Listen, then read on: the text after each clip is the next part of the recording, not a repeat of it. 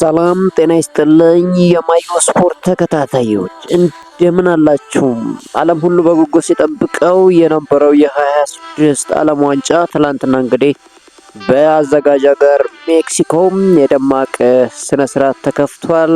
ሜክሲኮ እንግዲህ የመጀመሪያ ጨዋታዋንም ትላንትና አድርጋለች። ከደቡብ አፍሪካ ጋር ያደረገችውን ጨዋታ 2-1 በሆነ ውጤት ማሸነፍ ችላለች። እንግዲህ ይህ ጨዋታ በጣም አስገራሚ ክስተት የተመለከትንበት 3 ቀይ ካርድ የተመዘዘበት ጨዋታ ሆኗል። እንግዲህ ብራዚላዊ ዳኛ በመሃል ዳኝነት ይህን ጨዋታ መሩ። በዓለም ዋንጫው እንግዲህ በመክፈቻ ጨዋታም 3 ቀይ ካርድ የተመዘዘበት የመጀመሪያው ጨዋታ ሆኖ ማለፍ ቻለ። እንግዲህ ብራዚላዊ ዳኛ ዋልተን ካምፒያኖ የመክፈቻ ጨዋታውን በመሃል ዳኝነት መርተው 3 ቀይ ካርድ እንግዲህ ማስመልከት ችለዋል። ሜክሲኮ በዓለም ዋንጫ ታሪክ ያደረጋቸውን 7 የመክፈቻ ጨዋታ ማሸነፍ አልቻለችም ነበር። ትላንትና እንግዲህ ማሸነፍ ችላለች። ሜክሲኮ በ2010 የደቡብ አፍሪካ ዓለም ዋንጫ ላይ ከደቡብ አፍሪካ ጋር የመክፈቻ ጨዋታውን አድርጋ 1-1 ነበር የተለያየችው። ትላንትና እንግዲህ ድል ቀንቷታል። በዚህ ዓለም ዋንጫ በሶስቱ አዘጋጅ ሀገራት 3 የመክፈቻ ስነ ስርዓት እንደሚካሄድ ተነግሯል። ትላንትና የመክፈቻው ጨዋታ ደማቅ ሲሆን እንግዲህ ሻኪራና ቡርና ቦይ ዳይዳ የተሰኘውን ይፋ የዓለም ዋንጫ ዜማ ሲያቀነቅኑ ተመልክተናል። በጣም ደማቅ የሆነው ይህ የዓለም ዋንጫ ዛሬም እንግዲህ ሲቀጥል በካናዳና በአሜሪካ የሌላ መክፈቻ ስነ ስርዓት እንመለከታለን ተብሎ ይጠበቃል። ነገር ግን በአሜሪካው የመክፈቻ ጨዋታ እንግዲህ ፕሬዝዳንት ዶናልድ ትራምፕ አይገኙም ተብሏል። እንግዲህ በዓለም ዋንጫ የመክፈቻ ስነ ስርዓት አዘጋጅ ሀገራት መሪዎች በስታዲየም ሲገኙ መመልከት የተለመደ ነው። ይሁን እንጂ የአሜሪካው ፕሬዝዳንት ዶናልድ ትራምፕ የአሜሪካ የመክፈቻ ጨዋታ ላይ እንደማይገኙ መገኘት እቅድ እንደሌላቸው ተገልጿል። የመክፈቻ ጨዋታው ሌሎች ኃላፊዎች እንደሚገኙ ተነግሯል። ባለፉት የዓለም ዋንጫ ውድድሮች እንግዲህ የመክፈቻ ጨዋታ ላይ ያዘጋጅ ሀገር መሪዎች ተገኝተው ነበር።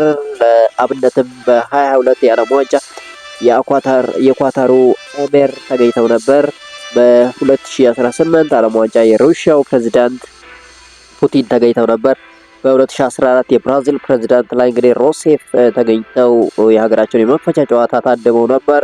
የአሜሪካ የዓለም ዋንጫ መክፈቻ ጨዋታዋን እንግዲህ ዛሬ ሌሊት 10 ሰዓት ላይ ከፓራጓይ ጋር ታደርጋለች። በዚህ የመክፈቻ ስነ ስርዓት ላይ እንግዲህ ፕሬዝዳንት ዶናልድ ትራምፕ እንደማይገኙ በይፋ አሳውቀዋል። እንግዲህ ዛሬ ምን አይነት ድባብ እንመለከታለን የሚለው በጉጉት የሚጠበቀው ጉዳይ ነው። ትላንት ሜክሲኮን ከደቡብ አፍሪካ ያገናኘው ጨዋታ እንግዲህ 2-0 በሆነ ውጤት ነው የተጠናቀቀው። የሜክሲኮን የማሸነፊያ ግቦች ኪኖኔስ እና ራውላ ሄሜኔስ ከመረብ ማሳረፍ ችለዋል። በጨዋታው እንግዲህ ከደቡብ አፍሪካ 2 ተጫዋቾች እንዲሁም ከሜክሲኮ 1 ተጫዋች ቀይ ካርድ ተመልክተዋል። የሜክሲኮ ብሔራዊ ቡድን በታሪኩ እንግዲህ ለመጀመሪያ ጊዜ የዓለም ዋንጫ የመክፈቻ ጨዋታውን እንግዲህ ማሸነፍ ችሏል። ቀጣይ መርሃ ግብር ሐሙስ ዕለት ቼክ ሪፐብሊክ ከደቡብ አፍሪካ እንዲሁም ሜክሲኮ ከደቡብ ኮሪያ ጋር የሚያደርጉት ጨዋታ በጉጉት የሚጠበቀው ጉዳይ ነው።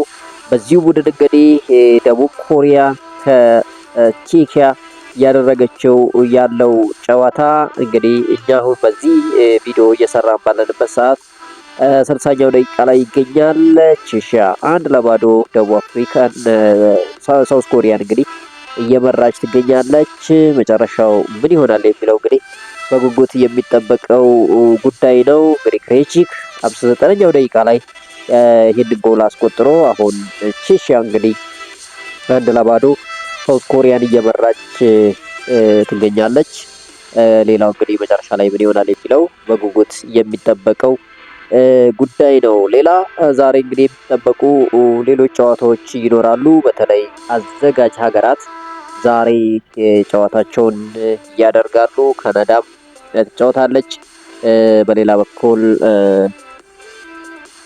አሜሪካም እንግዲህ ጨዋታዋን ታደርጋለች።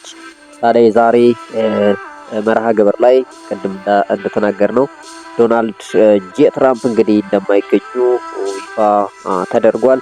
ይህ ፕሬዝዳንት እንግዲህ ዛሬ ሀገራቸው ከፓራጓይ ጋር የምታደርገው ጨዋታ ላይ አይገኙም። ካናዳ ከቦዝኒያ ሄርሶጎቪኒያ መርሃ ግብሯን ታደርጋለች።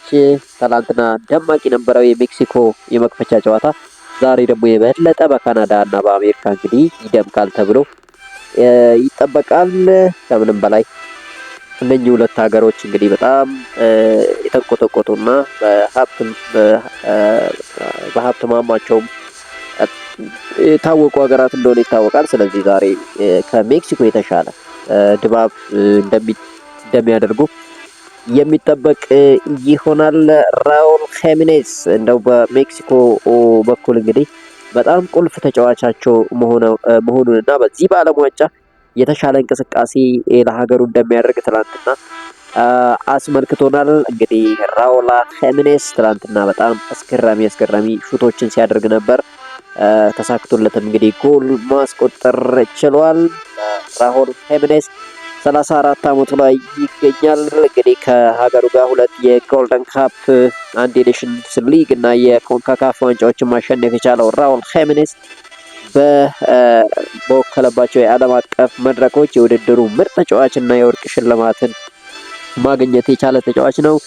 ይህ ተጫዋች እንግዲህ ለሜክሲኮ 127ኛ ጨዋታውን ትላንት አድርጎ 46ኛ ጎሉን ማስቆጠር ችሏል። ሜክሲኮውያን ራውል ሄሚኔዝ በዚህ ዓለም ዋንጫም በሀገሩ ምድር ላይ እንግዲህ ጥሩ ነገር ያስመለክተናል ብለው ይጠብቃሉ። ትላንትና እንግዲህ ገና ጨዋታው ከተጀመረ ጀምሮ ገራሚ የሆኑ ሹቶችን ሲያደርግ ተመልክተነዋል። እንግዲህ እስከምን ይጓዛሉ ሜክሲኮዎች የሚለውን እንግዲህ አብረን የምናይ ይሆናል። ትላንት አንድ አልቢተር እንግዲህ አሜሪካ እንዳይገባ ተከልክሏል። ይህ አልቢተር ኦማር አርታን ነው። ኦማር አርታን የፍጻሜ ጨዋታ እንዲመራ ትላንትና መመረጡ ይፋ ተደርጓል። ምንም እንኳን በ2026 ዓለም ዋንጫ አሜሪካ እንዳይገባ ቢደረግም ኦማር ቤርታን በዩኤፋ የፍጻሜ ጨዋታ እንዲመራ መመረጡ ተገልጿል። ዩኤፋ ኦማር ኦርታን የአውሮፓ ሱፐር ካፕ ፍጻሜ ጨዋታን እንዲመራ መመረጡን እንግዲህ ይፋ አድርጓል። ፒኤስጂን ከአስቶን ቪላ የሚያገናኘው ጨዋታ በሳልዝበርግ የሚደረገውን ጨዋታ እንግዲህ ከጥቂት ሳምንታት በኋላ ይህ አሰልጣኝ ይመሩታል ተብሎ ይጠበቃል። እንግዲህ ፒኤስጂ የአውሮፓ ቻምፒዮንስ ሊግ አሸናፊ ነው። አስቶን ቪላ ደግሞ ሊግ ካፕ አሸናፊ መሆናቸው ሁለቱ እንግዲህ ሱፐር ካፕ ጨዋታውን ያደርጋሉ። በዚህ ጨዋታ ይህ ዳኛ እንግዲህ ጨዋታ ይመራል ተብሎ ይጠበቃል። ሌላው የቴክሳስ ጠቅላይ አቃቢ ሕግ የደጋፊዎችን ቅሬታ ተከትሎ ፊፋ ላይ ምርመራ መጀመሩ ተገልጿል። በርካታ ደጋፊዎች የ26 ዓለም ዋንጫ ትኬት ዙሪያ ፊፋ ላይ ቅሬታ እያቀረቡ መሆኑ ይታወቃል። ደጋፊዎች እንግዲህ ለትኬት እስከ $10,000 የሚደርስ የተጋነነ ክፍያ ፈጽመው መቀመጫውን እየከፈሉበት ቦታ እንዳላገኙ ተገልጿል። ቅሬታ ያቀረቡት ደጋፊዎች መቀመጫቸው ወደ ርካሽ ወደ ሆነው ቦታዎች ላይ ተዛውሮ አግኝተነዋል ሲሉ ነው እንግዲህ ቅሬታ ያቀረቡት። ይህንንም በተመለከተ እንግዲህ ቴክሳስ አቃቢ ሕጎች ፊፋ ላይ እንግዲህ ምርመራ ጀምረዋል። ሌላው የኮት ዲቫር ብሔራዊ ቡድን ነው። ተጓዥ ደጋፊዎች ለዓለም ዋንጫ አሜሪካ እንደማይገኙ ተገልጿል። ወደ አሜሪካ ሊጓዙ የነበሩት የብሔራዊ ቡድኖች ደጋፊዎች ምንም ቪዛ ማግኘት እንዳልቻሉ ተገልጸዋል። የደጋፊዎች ማህበር ፕሬዝዳንት በሰጡት አስተያየት እንግዲህ አሜሪካ የኛ ደጋፊዎች ማየት እንደማትፈልግ አረጋግጣልናለች ሲሉ ተናግረዋል። ኮትዲቫር በዓለም ዋንጫው እንግዲህ በአሜሪካ ከሚገኙ የዲያስፖራ ደጋፊዎች ብቻ ድጋፍ የምታገኝ ይሆናል። የአማዲያሎ ሀገር ኮትዲቫር እንግዲህ ደጋፊዎቿን ይዛ እንደማትጓዝ በይፋ ተነግሯል። በተያያዘ ዜና የዘንድሮው የዓለም ዋንጫ ውድድር ለመመልከት የሚጠይቀው ወጪ እንግዲህ ለበርካታ ደጋፊዎች ፈተና ሆኖባቸዋል። የጀርመን ብሔራዊ ቡድን ተጫዋቾች የደጋፊዎችን ትራንስፖርት ወጪ ለመሸፈን ማቀዳቸው ተነግሯል። ተጫዋቾቹ ለአንድ የምድብ ጨዋታ እንግዲህ ለ4,000 ደጋፊዎች የባስ ትራንስፖርት ማዘጋጀታቸው ተነግሯል። ደጋፊዎች ከኒውዮርክ ወደ ስታዲየሙ በተዘጋጀላቸው ነፃ ባስ መጓዝ እንደሚችሉ ፌዴሬሽኑ አሳውቋል። የተዘጋጀው ነፃ ትራንስፖርት ጀርመን ከኢኳዶር በምታደርገው የምድብ ጨዋታ መሆኑን ተገልጿል። እንግዲህ የቪዛ ጉዳይ እና የትራንስፖርት የዋጋ ጉዳይ የተጋነነ መሆኑ እንግዲህ ብዙ ክለቦች ደጋፊ ያጣሉ ተብሎ እንዲጠበቅ አድርጓል። ነገር ግን የጀርመን ብሔራዊ ቡድን እንግዲህ ይህንን ወጪ እንደሚሸፍኑ አሳውቀዋል።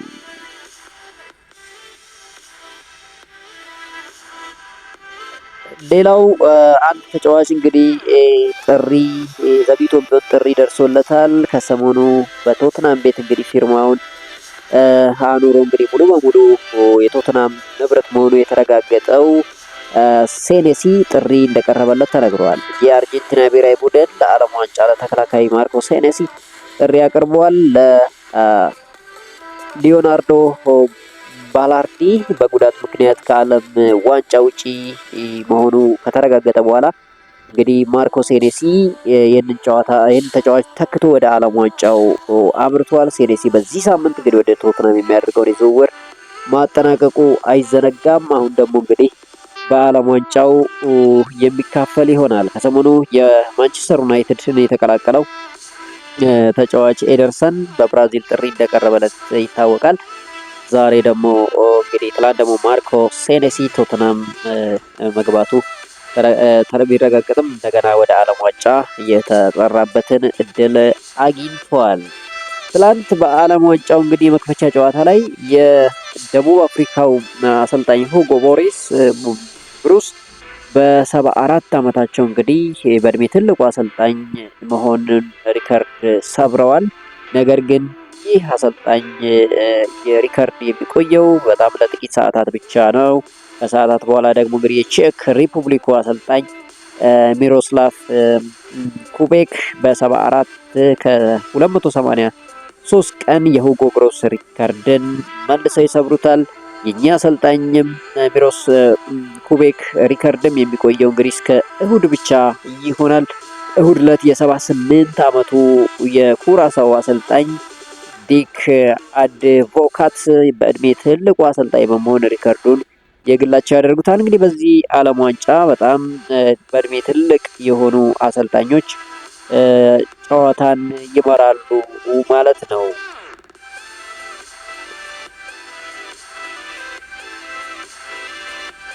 እንግዲህ የዘንድሮ ዓለም ዋንጫ እንግዲህ ብዙዎች በጉጉት የሚጠብቁት ብዙዎች ይደምቁበታል ተብሎም የሚጠበቅ ብዙዎች ደግሞ እንግዲህ በእድሜ አንጋፋ የሆኑ ተጫዋቾችም ምናልባት የመጨረሻ ጨዋታቸውን ያደርጋሉ ተብሎ የሚጠበቀው ጨዋታ እንደሆነ ይታወቃል። ነገር ግን ትላንትና እንደተመለከትነው በጣም የማይመጣጠኑ እንደው ደስ የማይሉ ጨዋታ ሁለት በአቋም ደረጃ የማይመጣጠኑ ክለቦች ጨዋታ እንደሚያደርጉም የምንመለከትበት ሁኔታ እንደሆነ ታዘብንበት ነገር አለ። ምክንያቱም ሜክሲኮና ደቡብ አፍሪካ በፍጹም ተመጣጠኑ አልነበርም። አሁን ሁለት ቀይ ካርድ ስላጡኑ ብለን ልንደግፋቸው ሁሉ አይገባም። ምክንያቱም በመጀመሪያው አጋማሽ በጣም ሲያስጨንቋቸው እንደነበርና ብዙ ጎልም ሊያስቆጥሩ እንደሚችሉ ፍንጭ የሰጡበት ነውና 18 ክለቦችን በመሆናቸው ምናልባት በጣም ከዚህም የባሰ የወረደ ጨዋታ ልንመለከትበት እንደምንችል ፍንጭ የሰጠን ጨዋታ ሆኗል። ፈረንሳዊ ታሪካዊ እግር ኳስ ተጫዋች ቴሪ ኤነሪ በአሜሪካ በጊዜያዊነት መንገድ ተሰይሞለታል። በኒውዮርክ ከተማ የሚገኝ አንድ መንገድ በዓለም ዋንጫ ወቅት በቴሪ ዳንኤል ኤነሪ ስም እንዲጠራ ተገልጿል። እንግዲህ ቴሪ ኤነሪ ከ2010 እስከ 2014 ለኒውዮርክ ሬድ ቡል እግር ኳስ ክለብ ማሊያ ለብሶ እንግዲህ መጫወቱ አይዘነጋም። ሄነሪ በማህበራዊ ትስስር ገጹ ፈረንሳይ ብሆንም እና ለንደን እንደ ቤቴ ብመርጥም ኒውዮርክ አሁንም ከዓለም ሁሉ የምወዳት ከተማ ነች ብሏል። አክሎም መንገድ በስሜ መሰየሙ ክብር ነው። ከተማዋ